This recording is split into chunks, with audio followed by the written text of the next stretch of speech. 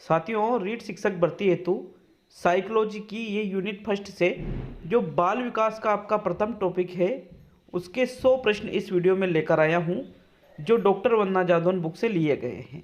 तो साथियों, बहुत ही शानदार इनकी जो बुक है उससे बहुत ही अच्छे प्रश्न आज आपको मैं कराने वाला हूँ। तो चलिए 100 प्रश्नों को बिना समय गंवाए शुरू करते हैं। इस वक्त क्वेश्चन है मित्रों, ये देखिए प्रश्न नंबर 26। एमिल ग्रंथ की रचना किसने की? रूसो ने, किलपेट्रिक ने, गाल्टन ने और C.H. जर्ड ने। तो मित्रों, एमिल ये ग्रंथ है जिसकी रचना रूसो के द्वारा की गई है। किसके द्वारा की गई है? रूसो के द्वारा। प्रश्न नंबर 27 है, विकासात्मक मनोविज्ञान के प्रवर्तक है जीन पियाजे, थॉर्नडाइक, विलियम जेम्स और गाल्टन। तो साथियों, विकासात्मक मनोविज्ञान के प्रवर्तक जीन पियाजे हैं। कौन है साथियों? जीन पियाजे। विकल्प नंबर 1 सही है 27 में। जीन पियाजे ने ही विकासात्मक मनोविज्ञान की स्थापना की थी। साथियों, विकासवादी विचारधारा भी इनके द्वारा ही दी गई थी, इसलिए इनको विकासात्मक मनोविज्ञान के प्रवर्तक माना जाता है। प्रश्न 28 है, बाल चिंतन की भाषा ग्रंथ किसने प्रकाशित किया? जीन पियाजे ने, स्टेनले हॉल ने, थॉर्नडाइक ने और रूसो ने। तो मित्रों, बाल चिंतन की भाषा, चिंतन शब्द आ रहा है तो ऐसी ज्यादातर चीजें जीन पियाजे के द्वारा दी गई है। आपका यहाँ 28 में प्रथम विकल्प सही है। नेक्स्ट प्रश्न नंबर 29, अध्ययन संबंधी प्रथम पत्रिका पेडागोजिकल सेमिनरी किसने आरंभ की? आर्मस्ट्रॉन्ग ने, विलियम जेम्स ने, स्टेनले हॉल ने और C.L. हल ने। तो 29 का राइट आंसर बताइए साथियों, क्या रहेगा इसका राइट आंसर? मित्रों, 29 में आपका तीसरा विकल्प है। उपरोक्त ये जो आरंभ किया गया था अध्ययन संबंधी प्रथम पत्रिका, ये स्टेनले हॉल के द्वारा आरंभ की गई थी। आपका तीसरा विकल्प सही है 29 में।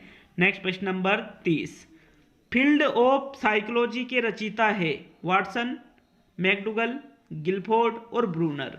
मित्रों, प्रश्न नंबर 30 का राइट आंसर जो आता है वो रहेगा आपका तीसरा विकल्प। फील्ड ऑफ साइकोलॉजी के रचयिता गिलफोर्ड है। गिलफोर्ड के द्वारा ही इसकी रचना की गई थी। प्रश्न नंबर 30 में विकल्प नंबर तीसरा सही है। नेक्स्ट प्रश्न नंबर 31 देखेंगे, शताब्दियों पूर्व मनोविज्ञान को किसकी शाखा माना जाता था? दर्शन शास्त्र की, समाजशास्त्र की, नीति शास्त्र की और इनमें से कोई नहीं। तो शताब्दियों पूर्व, जैसा कि सभी को पता है कि साइकोलॉजी पहले दर्शन शास्त्र के अंतर्गत ही आती थी। साथियों, किसके अंतर्गत आती थी? दर्शन शास्त्र के अंतर्गत। इसलिए यहां पर आपका प्रथम विकल्प सही है प्रश्न नंबर 31 में। नेक्स्ट प्रश्न नंबर 32 देखेंगे साथियों, आपके 32वां क्वेश्चन है, मनोविज्ञान को स्वतंत्र विषय बनाने के लिए सबसे पहली परिभाषा दी गई आत्मा का विज्ञान, मन या मस्तिष्क का विज्ञान, चेतना का विज्ञान और व्यवहार का विज्ञान।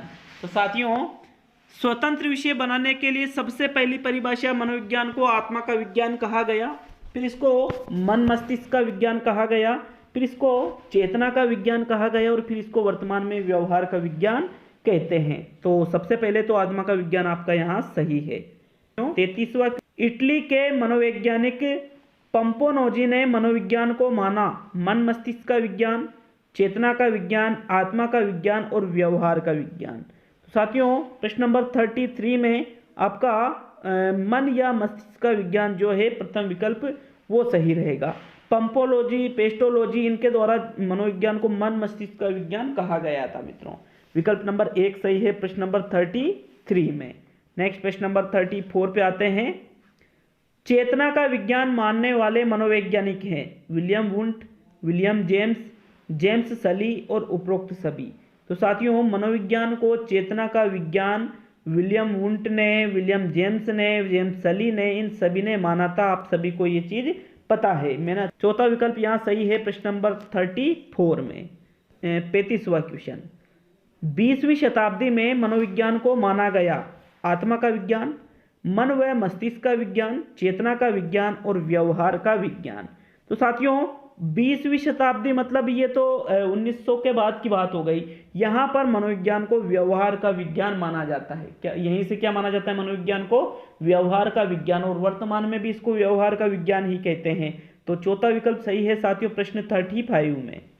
प्रश्न नंबर 36 है, व्यवहार का विज्ञान मानने वाले प्रमुख मनोवैज्ञानिक है? अरस्तु, वाटसन, थॉर्नडाइक और वुंट। तो साथियों प्रश्न नंबर 36 का राइट आंसर बताइए। देखिए, मनोविज्ञान व्यवहार का विज्ञान है, इसकी सीधी सी परिभाषा वाटसन के द्वारा दी गई थी। मनोविज्ञान व्यवहार का शुद्ध विज्ञान है, ऐसा वाटसन के द्वारा ही परिभाषा दी गई। तो फिर वाटसन ही आपकी फर्स्ट चॉइस रहेगी प्रश्न 36 में दूसरा विकल्प। प्रश्न नंबर 37 है साथियों, साइकोलॉजी शब्द की उत्पत्ति हुई है अंग्रेजी भाषा से, रूसी भाषा से, लैटिन भाषा से और स्पेनिश से। तो साइकोलॉजी जो शब्द है ये लैटिन भाषा के दो शब्दों साइकी प्लस लोगस से मिलकर बना हुआ है। विकल्प नंबर 3 सही है। साइकी का अर्थ होता है आत्मा और लोगस का अर्थ होता है विज्ञान। तो साथियों इस प्रकार इसका शाब्दिक अर्थ आत्मा का विज्ञान लिया जाता है। 37 में साथियों आपका जो तीसरा विकल्प है वो सही रहेगा। नेक्स्ट प्रश्न नंबर 38, बाल विकास निर्भर करता है वातावरण पर, वंशानुक्रम पर, दोनों पर और कोई नहीं। तो साथियों बाल विकास वंशानुक्रम और वातावरण दोनों पर ही निर्भर करता है, इसलिए आपका यहाँ तीसरा विकल्प सही है प्रश्न 38 में। भाई वातावरण की भी भूमिका होती है और वंशानुक्रम की भी भूमिका होती है बालक के विकास में। प्रश्न नंबर 39 है, एक बाल केंद्रित कक्षा में बच्चे सामान्यतः सीखते हैं शिक्षक से, वैयक्तिक रूप से, समूह से और वैयक्तिक और सामूहिक दोनों रूपों में। तो साथियों एक जो बाल केंद्रित कक्षा है मतलब जिसमें बालक को केंद्र माना जाता है वहाँ शिक्षक से नहीं सीखेंगे, वो खुद ही क्रिया करेंगे, वैयक्तिक रूप से भी और सामूहिक रूप से भी। इसलिए चौथा विकल्प आपका यहाँ पर सही है साथियों प्रश्न नंबर 39 में। 40वें क्वेश्चन को देखिएगा, अनुभूति बच्चे और वातावरण के बीच अंतः क्रिया की निरंतर प्रक्रिया के माध्यम से विकसित होती है। यह सिद्धांत में प्रतिबिंबित होता है थॉर्नडाइक का अधिगम सिद्धांत, पियाजे का संज्ञानात्मक विकास सिद्धांत, टोलमैन का संकेत अधिगम और कोहलर का अधिगम सिद्धांत। तो साथियों प्रश्न नंबर 40 का राइट आंसर बताइए। देखिए अनुभूति बच्चे और वातावरण के बीच अंतः क्रिया की निरंतर प्रक्रिया के माध्यम से विकसित होती है कि बालक किसी भी चीज की अनुभूति करेगा तो उसका जो वातावरण है और जो बालक है दोनों के बीच अंतः क्रिया होगी और ये निरंतर चलती रहती है जिससे उसे अनुभूतियां होती है। तो यह है पियाजे का संज्ञानात्मक विकास सिद्धांत।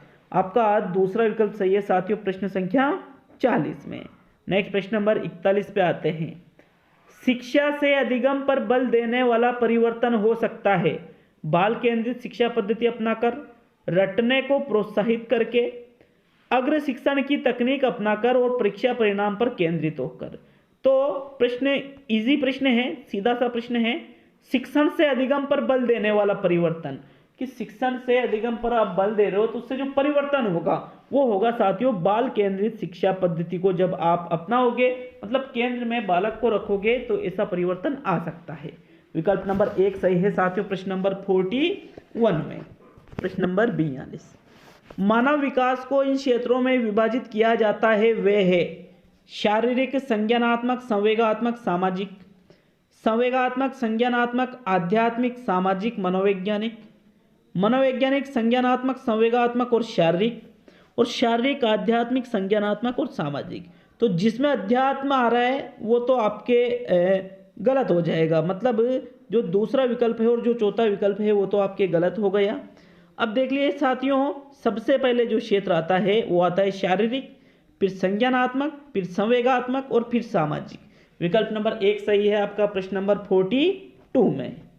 नेक्स्ट प्रश्न नंबर 43 है, वर्तमान में मनोविज्ञान है मन का विज्ञान, आत्मा का विज्ञान, चेतना का विज्ञान और व्यवहार का विज्ञान।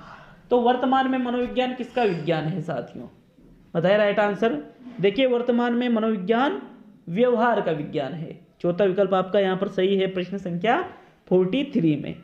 क्या माना जाता है मनोविज्ञान को, व्यवहार का विज्ञान वर्तमान समय में माना। आपका चौथा विकल्प सही है 43 में। नेक्स्ट प्रश्न नंबर 44, मनोविज्ञान शिक्षण में बालकों का ध्यान रखा जाता है अभिक्षमता का, रुचि का, योग्यता का और सभी का।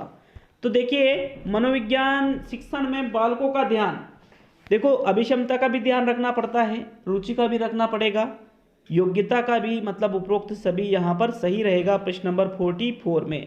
आप विश्लेषण करिएगा कि आप 100 प्रश्नों में से क्या आप 80 प्रश्न कर पाते हो, क्या आप 70 प्रश्न कर पाते हो, या आप 60 पे ही रह जाते हो? 60 प्लस क्वेश्चन होने चाहिए साथियों सभी के, मतलब तैयारी अच्छी चलेगी अगर 60 प्लस प्रश्न हैं तो। वो भी इसलिए कह रहा हूँ क्योंकि शुरू में कुछ परिभाषाएं आई थी तो वो गलत हुए होंगे, मुझे पता है मित्रों। अगर परिभाषा नहीं होती तो मैं कहता कि 80 से किसी के कम नहीं होना चाहिए, 80 प्लस होना चाहिए था, लेकिन मैं यहाँ 60 प्लस की कह रहा हूँ। प्रश्न 45 है, मनोविज्ञान को शुद्ध विज्ञान माना है जेम्स ड्रेवर ने, जेम्स रूसी ने, मैकडूगल ने और थॉर्नडाइक ने। 45 प्रश्न का राइट आंसर बताइए साथियों। प्रश्न नंबर 45 में कौन सा आंसर आपका सही रहेगा? तो जेम्स ड्रेवर के द्वारा भी मनोविज्ञान को शुद्ध विज्ञान माना गया था साथियों। प्रथम विकल्प यहाँ सही है प्रश्न 45 में। नेक्स्ट प्रश्न नंबर 46 देखेंगे। मनोविज्ञान आचरण व व्यवहार का यथार्थ विज्ञान है, उक्त परिभाषा किसने दी है? स्किनर, मैकडूगल, थॉर्नडाइक और वॉटसन। तो मनोविज्ञान आचरण व व्यवहार का यथार्थ मतलब होता है वास्तविक विज्ञान है। उपरोक्त परिभाषा विलियम मैकडूगल के द्वारा दी गई है। 46 में आपका दूसरा विकल्प सही है। प्रश्न नंबर 47 है, मनोविज्ञान के अंतर्गत मानव का अध्ययन किया जाता है, जीव जंतुओं का अध्ययन किया जाता है, संसार के अन्य सभी प्राणियों का अध्ययन किया जाता है और उपरोक्त सभी। तो राइट आंसर बताइए 47 में। मित्रों राइट आंसर आपका रहेगा उपरोक्त सभी, क्योंकि मानव का तो अध्ययन करेंगे लेकिन मनोवैज्ञानिकों ने जीव जंतुओं पे भी प्रयोग करके निष्कर्ष निकाले तो फिर उनका भी अध्ययन किया जाता है, इसलिए चौथा विकल्प 47 में आपका राइट आंसर है। नेक्स्ट प्रश्न नंबर 48 पर आते हैं साथियों। निम्न में से कौन सा क्षेत्र मनोविज्ञान के अंतर्गत नहीं आता है? औद्योगिक मनोविज्ञान, राजनीतिक मनोविज्ञान, क्लिनिकल मनोविज्ञान और असामान्य मनोविज्ञान। तो साथियों बताइए राइट आंसर 48 में। देखिए औद्योगिक मनोविज्ञान होता है, क्लिनिकल होता है, असामान्य होता है, लेकिन राजनीतिक मनोविज्ञान नहीं होता है। यहाँ पर आपका दूसरा विकल्प सही है साथियों प्रश्न संख्या 48 में। निम्न में से कौन सा मनोवैज्ञानिक नहीं है? जॉन डीवी, वॉटसन, हल और स्किनर। तो इनमें से मनोवैज्ञानिक कौन सा नहीं है साथियों? देखिए वॉटसन भी मनोवैज्ञानिक है, स्किनर भी है, हल भी है, लेकिन जॉन डीवी मनोवैज्ञानिक नहीं है साथियों। मित्रों जॉन डीवी मनोवैज्ञानिक नहीं है, विकल्प 1 सही है, ये तीनों तो मनोवैज्ञानिक है। नेक्स्ट प्रश्न नंबर 50 आपके 50वां क्वेश्चन में से कौन सा क्षेत्र मनोविज्ञान के अंतर्गत नहीं आता? असामान्य मनोविज्ञान, औद्योगिक मनोविज्ञान, आर्थिक मनोविज्ञान और पशु मनोविज्ञान। तो साथियों बताइए राइट आंसर 50वें क्वेश्चन का। देखिए यहाँ पर असामान्य मनोविज्ञान, आर्थिक मनोविज्ञान और औद्योगिक मनोविज्ञान और पशु मनोविज्ञान, ये तो मनोविज्ञान के अंतर्गत आते हैं, लेकिन जो आर्थिक मनोविज्ञान है ये मनोविज्ञान के अंतर्गत नहीं आता है। विकल्प नंबर 3 सही है साथियों प्रश्न 50 में।